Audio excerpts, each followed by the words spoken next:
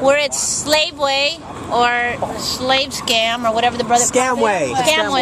And apparently they're trying to gentrificate our worker brothers and sisters who are recyclers, and we're here with the brother from the Coalition on Homelessness who's fighting this gentrification. Would you introduce yourself? Well, yeah, my name is Bill Gandy, and I work with Community Housing Partnership, but I'm part of a coalition called Yes We Can, Bottle, Paper, and Plastic. And one of the amazing things is we found out that the mayor's office has decided they're going to close all of the recycling centers. This is pretty crazy, and here's the worst part. The homeless will go through the cans and stuff, and they'll pull them out. The problem is, if they stay up in that little top part and the guys come and they pick up the trash, they just pull this lever and all of the cans drop down in, so then it goes to landfill. So that's what's going on with that, but the only problem is that that can now can't be recycled. So other issues are that vendors are now, when this Safeway closes, everyone in this zone who sells a CRV, with the exception of bars or restaurants, are going to be completely liable for all the recycling. So that means someone could drive up a truck with 2,000 bottles and cans and say, boom, you've got to, give me my money. And the problem is a lot of mom and pop shops do not have that kind of petty cash just to play out. So you say, well, my God, what would they do? Well, they do have one other option, and that is that they can pay a $100 a day fine. Now this is crazy, but what has really happened is we've now put a price on the planet. $100 a day is what it takes to burn the planet to the ground. And unfortunately, this is why we're not going to meet like the clean thing for like 2020, clean San Francisco and other things. We're just not going to do it. And what it is they've decided it's big money. So they don't want anybody, I don't care if you're recycling, that's just too bad. They're actually planning that you're not going to be able to take things over anywhere where it's convenient for you. As a matter of fact, a small Asian man 6 months ago was killed on his bicycle while trying to take his cans over somewhere because the Hank Center had closed with the Haight-Ashbury Center, so he was trying to do this. The Department of Interior is even involved because for some reason they went over to Ed Lee's office, and the very first thing that came out of their mouth was, so we're killing people? What about the little Asian man? So they all, yes, go! So they all know about it. They know the fix is in, and Ed Dunn, our man, found out. He asked him, well, are you closing all the ones in the lower income areas? And they said, oh no, we're closing all of them down.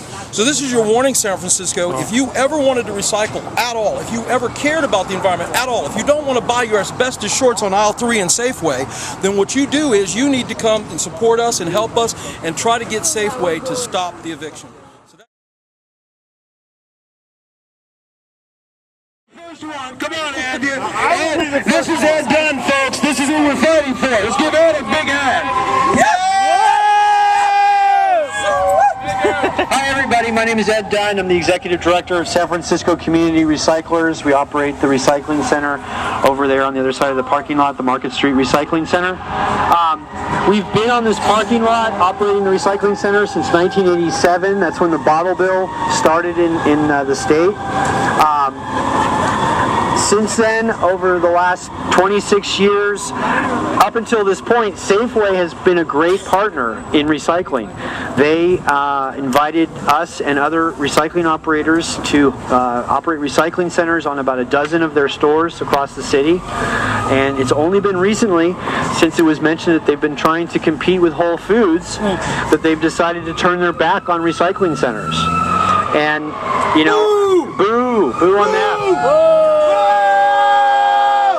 Okay, we're done. Good. I think that the election recently, with the defeat of 8 Washington, I think shows that Safeway is terribly out of step with the majority of San Francisco. Okay, Safeway is trying to appeal to what they think is the future of their store, Whole Foods, but the majority of San Franciscans just dumped on 8 Washington and the $5 million condos. So Safeway obviously is not really taking into account. We did that! We dumped them! We did that! Safeway is really not appreciating who shops at their store and who San Francisco really is if they think they're going to appeal to the new condos across the street or try to upscale their operation to look more like Whole Foods. Everybody, has the right to get their California redemption value back. Everybody's paying that nickel when they buy a bottle and can, and they deserve the right to get it back. And if they don't want to get that nickel back, who's to say someone else shouldn't get that nickel back? So many people rely on the income that they get from recycling centers to supplement their incomes. Recycling centers also help the city achieve its goal of zero waste.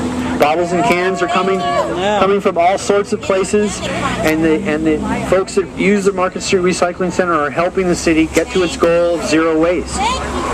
So what we're doing here today is to remind Safeway of its historic commitment to recycling and to try to convince Safeway to at least postpone this eviction, if not indefinitely, at least long enough to allow for alternatives to be developed. So they shouldn't just throw this